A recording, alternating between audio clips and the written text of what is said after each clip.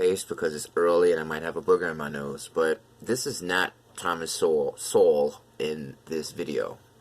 But I'm going to speak about him because a lot of people have asked me, what do I think about him? And I think it's because I have such a hardcore perspective, such a unique perspective that people just, based on everything I've said in the past, people really want to know, how do you feel about Thomas Sowell? And I've known who he is for a very long time. I've actually had his books before I seen him physically. Before the internet became popular and before you could Google people's face and Google people's pictures, I knew who Milton Friedman was and I knew who Thomas Sowell was. I'm not sure how to pronounce his last name. I always say Sowell, like soul. But I was, see, when you start reading books, like say for example you're into economic books, eventually you're going to get somebody who says, hey, you should check out Milton Friedman. Hey, you should check out Thomas Sowell. Okay? Just like if you're into detective books, eventually somebody's going to recommend you, hey, check this out, check that out. So that's how I got into Milton Friedman. And this is probably like the year 2004, 2003, 2002, 2001, around that time frame. And I didn't know how any of these guys looked. I just had their books and whatever pictures came in the books.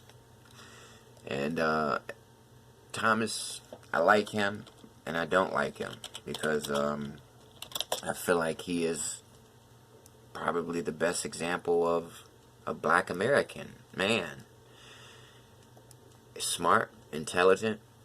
He was able to make it in life on his own merits. His family, his parents didn't have anything. His parents were victims of segregation. That's a fact. I don't think that's an emotional perspective. I think it's fair to say that Thomas, he's 80, in his 80s, so his parents, they probably were, legally segregated against. So I think he had opportunities in his generation. He came of age in the 50s and 60s, and I like Thomas, man, because like I said, he's what every black man should be, But the thing that I don't like about him is he should be a resource for black people, but it seems like he's a resource for white people. White people love to point at Thomas and say, this is how black people should be. Thomas proves that black people can be good. And I think he knows this. I've actually met Thomas before. He came out with a book maybe a couple years ago, and he was at a bookstore in Charlottesville promoting the book, and I actually went and got a copy of it. I wanted to argue with him, but in person he was an elderly man. He reminds me of my grandfather, so I didn't. But I always had a disappointment about him because I feel like he could do more in the black community. And I know he'd tell me, he probably would respond, I am an American. Why do I have to specifically focus on the black community? That's your problem. You're too focused on race, and you need to just look at yourself as a human being, not a black man.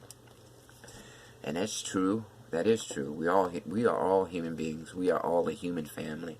But you are a black man, and you know that your race needs you. You know that these young kids out here are growing up, killing each other, dropping out of school, having kids at a young age, living in the projects. They think it's cool to live that lifestyle, and I think that a man like Thomas could really help.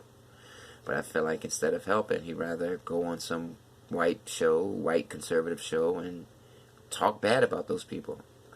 And then the white people, it makes them feel good. Oh yeah, so that means we're right. Yeah, they are niggers. That's how I feel about him, man.